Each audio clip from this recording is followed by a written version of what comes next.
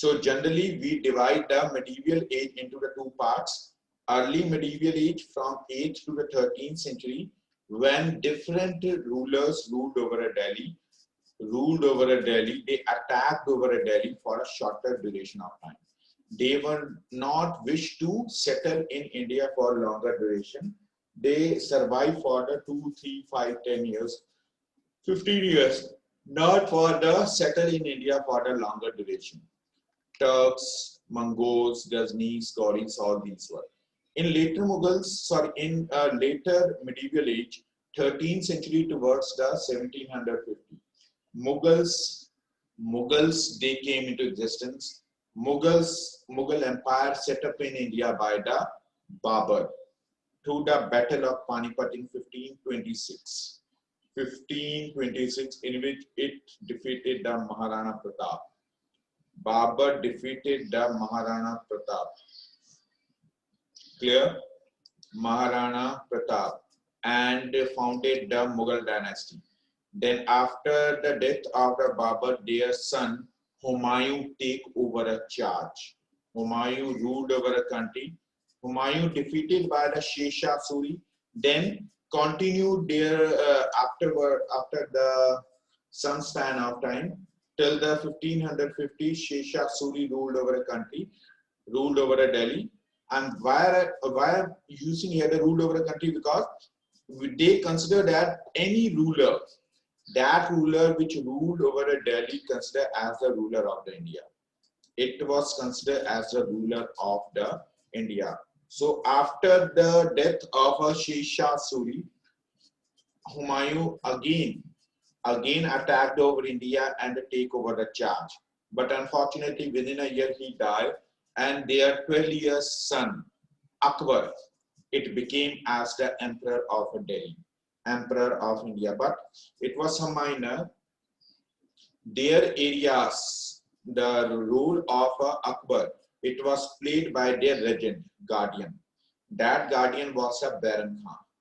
Baran Khan till the age of Akbar's age as the 21 years. Till that time it helped the Akbar. Then afterwards, Akbar take over the charge and set up the strongest empire in India.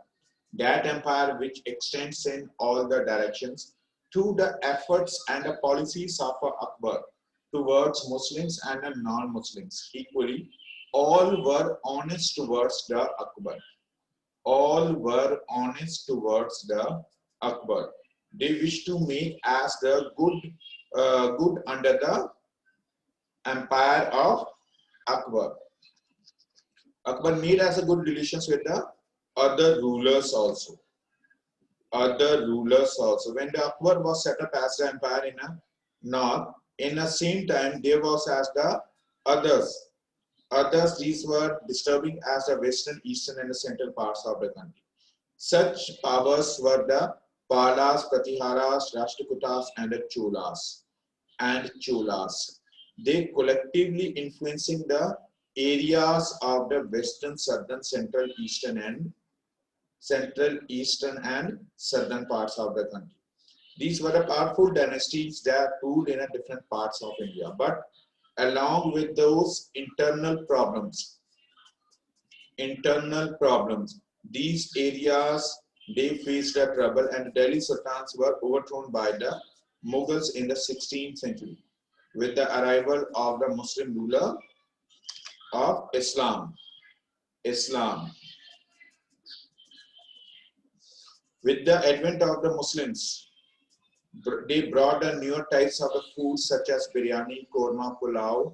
The mangoes, grapes, tobacco, chilies, ice were also introduced during this period. Clear?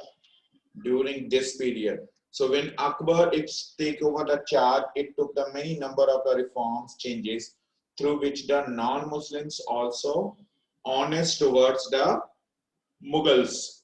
They were also honest towards the Mughals. Akbar ruled over a country till the 16th century. Then afterwards, their son Jahangir take over a charge. Jahangir, then after death of Jahangir, Shah Jahan, then Aurangzeb. Aurangzeb took the charge in a 1650s. Then it continued till the 1707. Due to the cruel policies of Aurangzeb against of non-Muslims, means Hindus and Sikhs, they were conflicting issues with the Mughals, which led the decline of a Mughal empire in India, because the anti-Sikh policies of Aurangzeb, it makes as a more conflicts and disturbing issues in between of a Sikh and Mughals. So that's why after the death of Aurangzeb, in 1707, the later Mughals, which were ruled over a country, these areas which were set up by the Akbar, these can't be as administered by them. And what results comes out? The Mughals, which were extended from the Kabul in Afghanistan towards the Assam in east and Jammu and Kashmir north towards the Tamil Nadu at the south. That much of an extensive empire divided into the smaller areas. It was divided into the smaller areas. Such smaller areas, they declared themselves as the independent from the Mughal control, of Mughals. And Mughals, they were delimit till the Delhi. Means they delimit, उनका जो area है वो Delhi तक ही रह गया. It was not extend towards the other areas because their rulers were inefficient. Mughals were inefficient to administer their empire, which was set up by their ancestors. Clear? So next topic is what the impact of the geography on history. Geography का India के physical features का history के ऊपर क्या impact पड़ा? For example, Himalayas located at the north. Himalayas are the natural frontier in India. Which protected India from the foreigners. Because of the high altitudinal areas, high height of the Himalayas, it's not easy to climb them with the forces. So such rulers, they invaded in India through the northwestern parts. When during the summers only. They can't move during the winters. Clear, Akshira Saini? They can't move during the winters. During the summers, they invaded in India through the passes. Those depressions which lies in a mountain hill is known as the pass.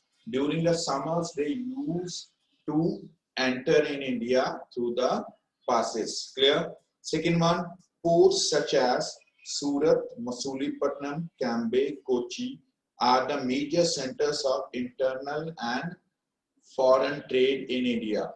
How they are possible? Because of a long coastline. India's long coastline flourished. It developed a foreign trade in India, which worked through the two of the important ports of Surat and Masulipatam. Third, the water scarcity in Gujarat and Rajasthan led to the creation of a bowlies for storing water. It was as a water conservation strategies used by the rulers, in which they collected as rainwater in a bowlies. Bowlies is what? These are B-A-O-L-I-S. Bowlies are the rectangular depressions constructed to collect rainwater. That water has used during the off seasons. Off season is when rain has not occurred.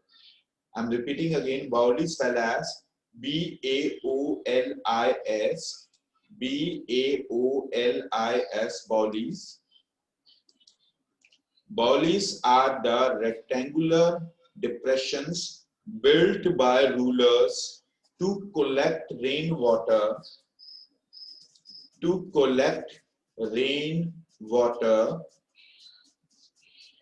to collect rainwater and use such water during the off season when rain has not occurred. So such bodies built by the rulers in a different parts of the country. Fourth one, during this period of medieval age, wars were fought frequently to control the important territory between the rivers Ganga and Yamuna and Godavari and Tungabhadra rivers. Rulers tried to extend their territories towards the Ganga, Yamuna, Godavari and Tungabhadra. Tungabhadra in the south, Godavari in the southeast, Ganga and Yamuna at the central parts of the country. So rulers tried to control over those cities which were developed on banks of such rivers. Clear? Then the next topic you discuss in this chapter as the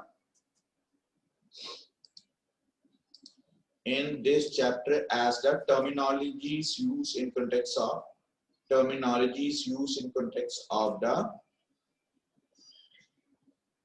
newer terminologies used in context of the India. So from beginning of the medieval age, India has been known by the different names from the Aryavat first. Aryavat, A-R-Y-A, Aryavat, A-R-Y-A-V-A-R-T-A. Open your pencils and rough notebooks. Rough notebooks. What are the different names used in context of India? What it means? First is the Aryavat. First term is the Aryavat. A-R-Y-A-V-A-R-T-A. Aryavat word used by the Aryans who invaded in India in 1500 BC. In 1500 BC. Aryans were belong from the European parts. So Aryavat, A-R-Y-A-V-A-R-T-A, Aryavat term used by Aryans who invaded in 1500 BC. Second, Sapt Sindhu. Sapt Sindhu. S-A-P-T-A-S-I-N-D-H-U. S-A-P-T-A-S-I-N-D-H-U. Sapt Sindhu. A land formed by 7 rivers. A land formed by 7 rivers. Indus, their 5 tributaries and Ganga. In 7 reverse ने मिलकर जिस land को बनाया है उसको सप्त सिंधु कहा गया. All these are the terminologies used in context of our country. In context of our country, it was used by the Persians. Persians used this term Sapt Sindhu.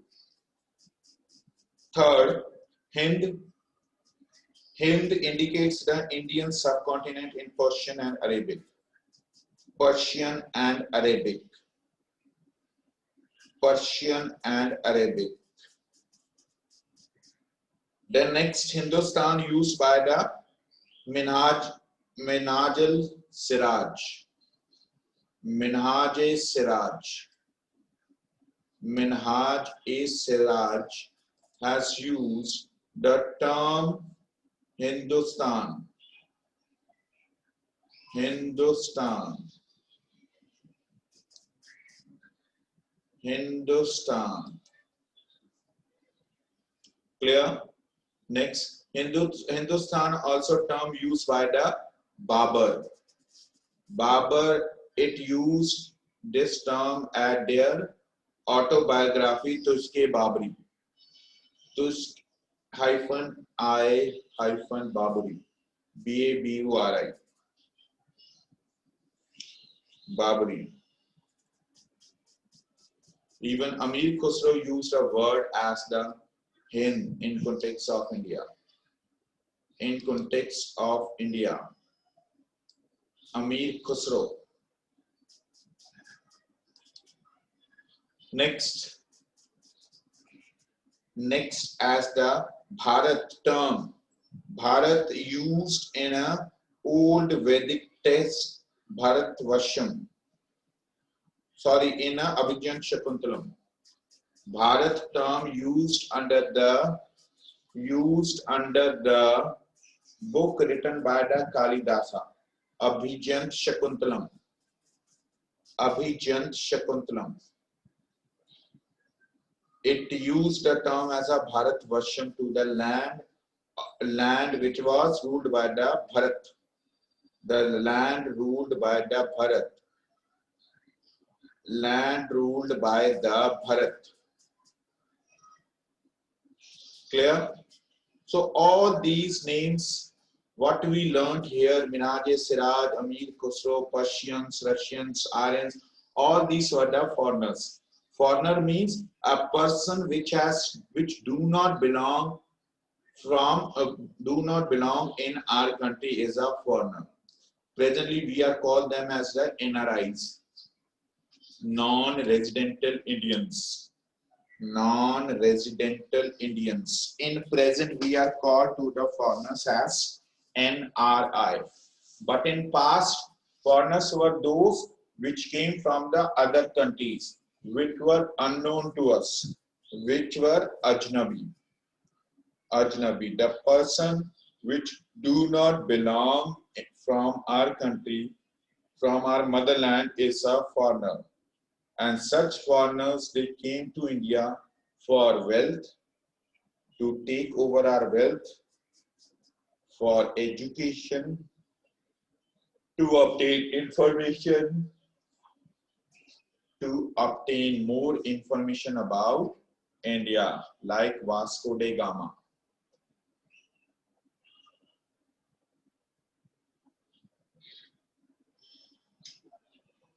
It came in India in 1498. Vasco da Gama came to India in 1498. 1498. Till there any doubts? Till there any doubts? Next are the sources of medieval history. Sources of medieval history. What are the important sources of the medieval history through which we can obtain information about them? Historical sources are basically classified into the two categories: literary sources, written in form, and archaeological sources, monuments, buildings, inscriptions, and coins. Clear? So the remains of a history are studied by the archaeologists, whereas the literary sources, written materials. The literary sources of medieval age can be divided into the indigenous writings by the Indians and the foreign accounts. At that time, the large number of the rulers, they kept the poets at their courts, through which the poets they preserve the information of their empire for the future. In the other side, of foreigners also came to India to obtain the information and writing their edicts. All such information has easily available in an archive. It is available in archive. So what kind of the records are includes under the indigenous writings, which includes manuscripts, text accounts,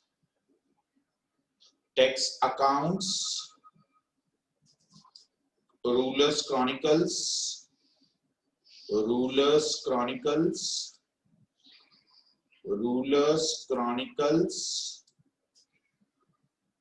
religious text,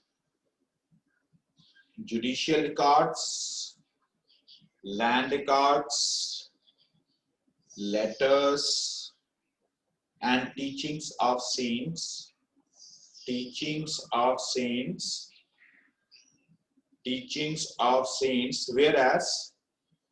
whereas the other kinds of records were the foreign accounts. Foreign accounts like Indica wrote by the Megasthenes. Indica wrote by Megasthenes during the ancient age. Clear?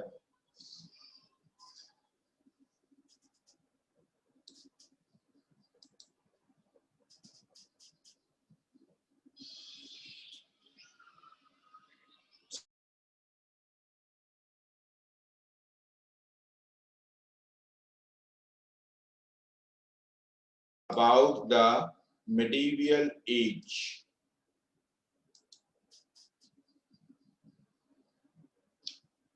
Medieval age. Some important foreign accounts are Al-Biruni's Tahqiq-in TAHQIQ Tahqiq hyphen TAHQIQ hyphen I hyphen Hind. Ibn Battuta's Rehla accounts. Sir Thomas Roe, Francis Bernier, Domenico Pace, Marco Polo, all these were writing about the India.